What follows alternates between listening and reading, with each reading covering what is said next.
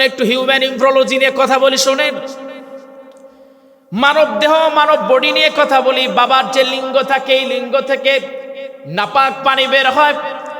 সেই নাপাক পানি থেকে আল্লাহ পাক চারটা জিনিস বানান: রক্ত, গোশত, চর্বি আর চামড়া।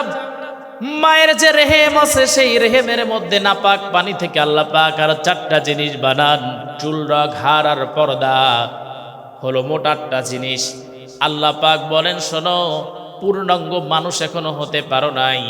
আমি আল্লাহ পাক যেহেতু রহমান, আমি আল্লাহ পাক যেহেতু রাহিম, আমার দয়ার খাতিরে আমি আল্লাহ পাক 5টা জিনিস যোগ করে একটা পূর্ণাঙ্গ মানুষ তৈরি করে। জোরে কোন সুবহানাল্লাহ।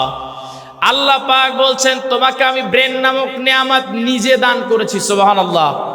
এখন ব্রেন নামক নেয়ামত যদি আপনার না থাকতো, আপনার নামটাই চেঞ্জ, পাগল। আপনি ব্রেনটা আছে ভালো, চোখ নাই, আপনার নামটাই চেঞ্জ, আপনার নাম হলো কানা। আল্লাহ পাক বলেন, শ্রবণ শক্তি দিয়েছি, যদি তুমি না শোনো তাহলে তুমি হলে বধির, ঠসা। যদি বাক শক্তি তোমাকে দিয়েছি, যদি না থাকে তাহলে তুমি কথা বলতে পারো না, বোবা। আল্লাহ পাক বলেন, এরপরে তোমার জিহ্বা এবং নাকের মধ্যে ঘ্রাণ শক্তি দিয়ে একটা পূর্ণাঙ্গ মানুষ আমি আল্লাহ পাক তৈরি করেছি। সুবহানাল্লাহ। আমার ভাইরা, কুরআনুল কারীমের মধ্যে যদি হিউম্যান ইমব্রোলজি নিয়ে কথা বলা যায়, ঘন্টার পর ঘন্টা কথা বলা যাবে, কিন্তু আজকে ওই টপিকটা আমি নেই নাই। আমি নিয়েছি কোন টপিক? আজকে আমি বুঝাতে চাই এই মার্কাজটা আপনাদের জন্য, এলাকার জন্য, দেশের জন্য, আন্তর্জাতিক পর্যায়ে কতটা গুরুত্বপূর্ণ, এই বিষয় নিয়ে আমি আজকে কথা বলবো ইনশাআল্লাহ। আমার ভাইরা, আমার বন্ধুগণ, এখন শোনেন। প্রথম নাম্বার প্রশ্ন করা হবে, আন উমরিহি ফিমা আফনাহু। তুমি তোমার জীবনটাকে কোন রাস্তায় পরিচালিত করেছিলে? আমার ভাইরা, আমার বন্ধুগণ, এই যখন আল্লাহ পাক এই কথা বলবেন, কিন্তু আপনার দুনিয়াতে যদি আপনি চলেন কোন রাস্তার উপরে?